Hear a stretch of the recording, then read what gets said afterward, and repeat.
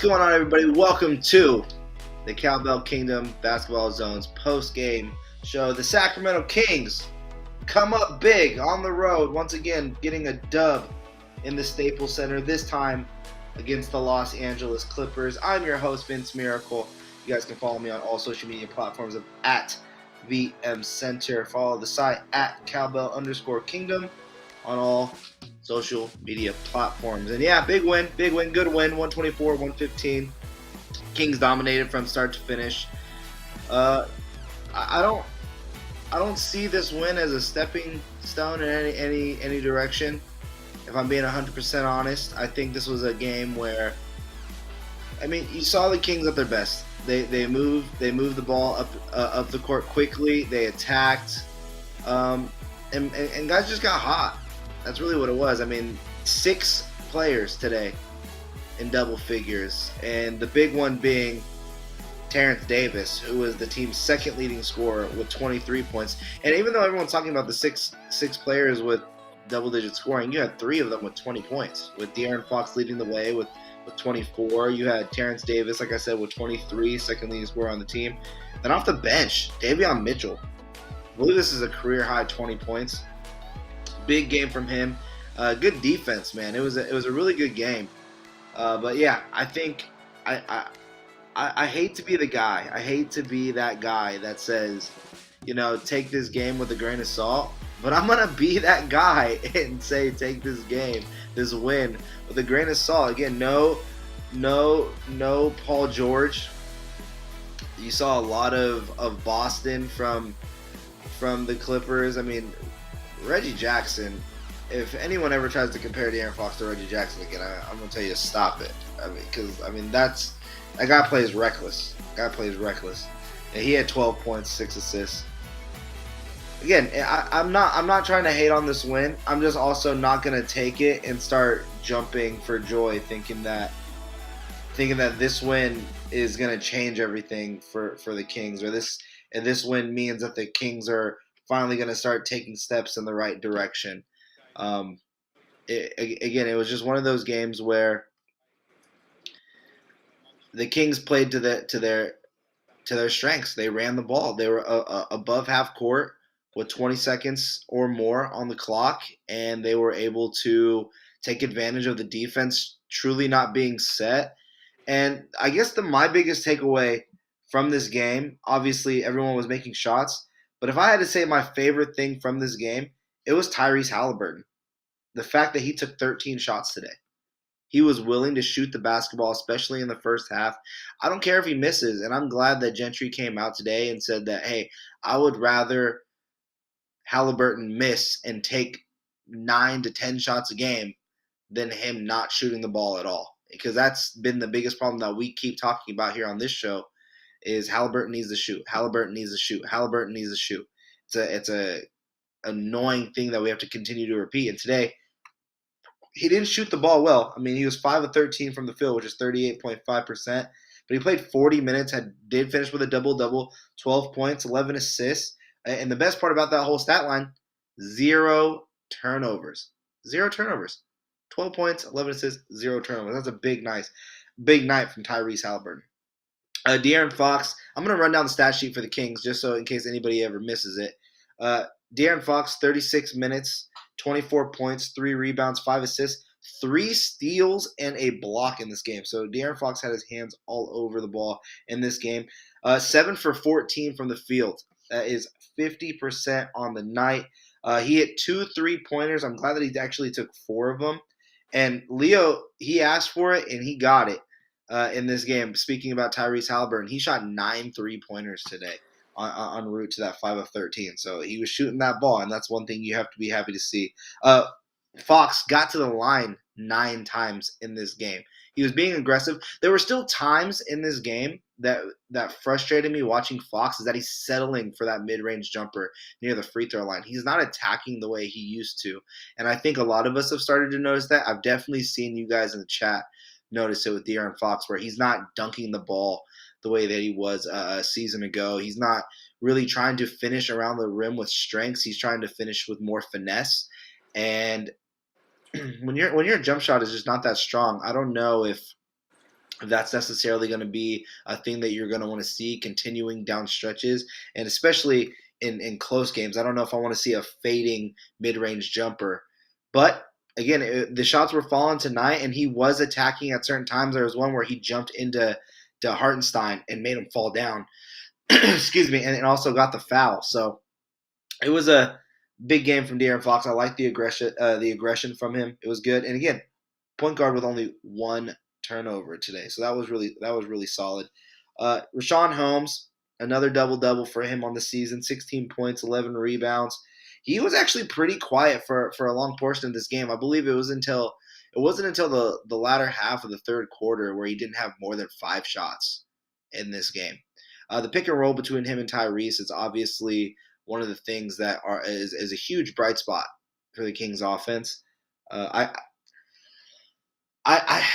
just don't understand how a guy who is I don't think he missed a shot until the very end of the game. He finished 7 for 9, so I know he didn't miss. He only missed twice in the whole game. He only took 5 shots, and there's only like 3 minutes left in the third. You got to start looking for your offense where it works, and he's the energy. That pick and roll is crazy good when Halliburton's there, and I think the telecast said it right when they said I think Halliburton can close his eyes and he would still find Rashaan Holmes on a drive. Their connection is very strong. I don't like the fact that the refs never call fouls for Rashaan Holmes. He only got to the line 3 times. But again, another game where he finished with 0. Another player finishing with 0 turnovers. Terence Davis, he shot the ball tonight. He's been shooting the ball like crazy. They just hasn't been dropping. But today, 9 of 14 from the field, 5 of those from deep. 23 points, season high. I think the previous season high was 13. So to see him go off like that, solid game, 3 steals. The team was being aggressive, and it seemed as if the entire team came out with the energy of you're resting your best player on us because you think it's an easy win. And I could be reading it wrong. Obviously, I'm projecting because the Kings definitely came out with more energy than the Clippers did. But it also could just be that they came off of a loss last night that was one of the most embarrassing losses of their season.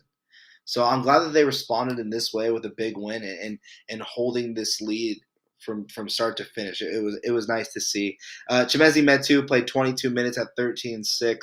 A high energy game from Metu. Metu was shooting that ball throughout the entire first quarter, and they were going down. So I love that.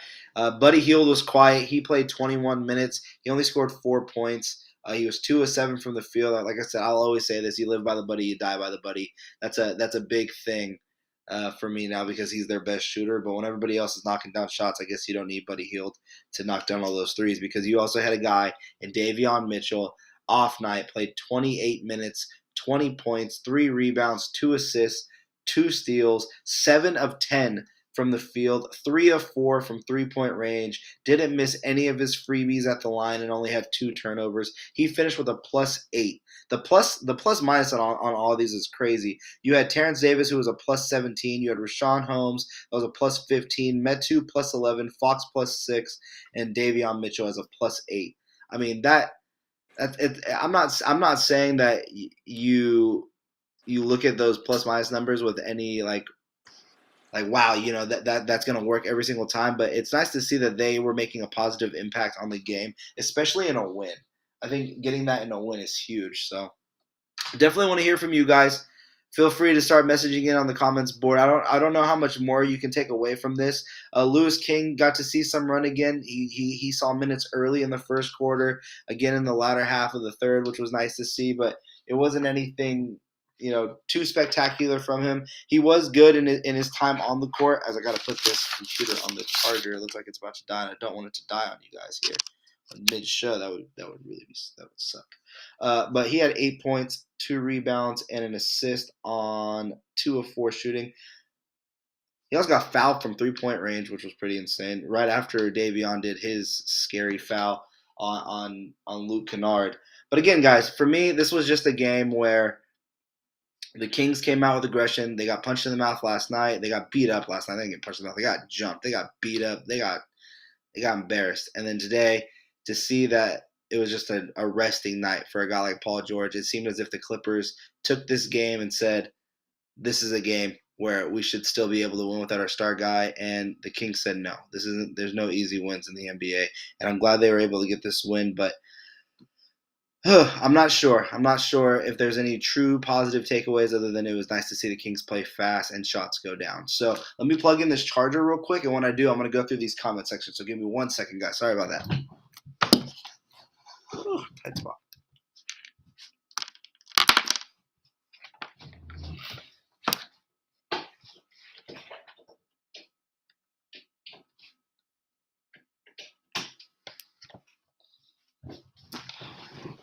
Bada bing. Did not want that to die on you. And we're back. Welcome back to the Cowbell Kingdom's post-game show where the Kings win 124-115 over the Los Angeles Clippers, getting their second win in the Staples Center this season. So we go to the comment section here. Sup, Vince? Even though Kings won, they still struggled against the Clippers' second and third string. I mean, they were up by like 30 points. So, I mean, yeah, they struggled, but they won by 9, up by double digits the entire game. You're going to see struggles. They're trying to find the guys that are going to be out there with energy. You're right. Take this game with a grain of salt. Where were you yesterday? I was busy with family yesterday. I just wasn't able to get on the show yesterday, but do appreciate you looking out. Where is Leo BS? He's actually producing the show. I know that he mentioned it on yesterday's show. Him and his family are going through a rough time with the dog, but also, shout out to him. He went out, I think it was like a week ago, almost a little over a week ago now, where he's doing an edit and being the director for an Amazon show, and he'll talk about that more once the editing process is all done. But shout out to him. He's doing a lot, so he's producing the show for us right now, actually. So shout out to Leo. How many wins, or what will make you to enjoy a Kings win? I mean, I enjoy watching a win. I mean, a win is a win. I mean, I enjoy watching the Kings win regardless. It's just I don't celebrate wins the same way I think a lot of you guys do. Like, for me, watching a win is always good. I like rooting for the Kings to win. I mean, I've been in Sacramento my entire life, and it's the team that's been closest to me. So obviously, I definitely root for them to win. But my thing is, I just enjoy basketball. I enjoy the NBA, and I enjoy watching good basketball and development and the X's and O's of the game. So I'll enjoy a win when the Kings, because I think you want me to be like excited on here and talk about, yeah, man, the Kings won, big win. And yeah, I mean, big win. They beat the Clippers, second win in the Staples Center. Let's go, dude. But it's when games actually matter, when the Kings are fighting to compete with just the Wolves or someone in that 9-10 spot, the Grizzlies that are injured. I want to see them competing in those ways where it's not just us excited that they were able to beat the second and third stringers, as Hansi Hernandez said above, and winning in that way. I want to see this type of performance in a close game where it's back and forth against real competition. Those are the types of things I'll get excited for. 4-guard lineup we had tonight was lit. It was able to work against the Clippers. I mean, the Clippers' best big man is arguably Zubac, arguably Ibaka once he gets up to full speed. Hartenstein's been nice this season. But they don't really have any bigs, so they play small.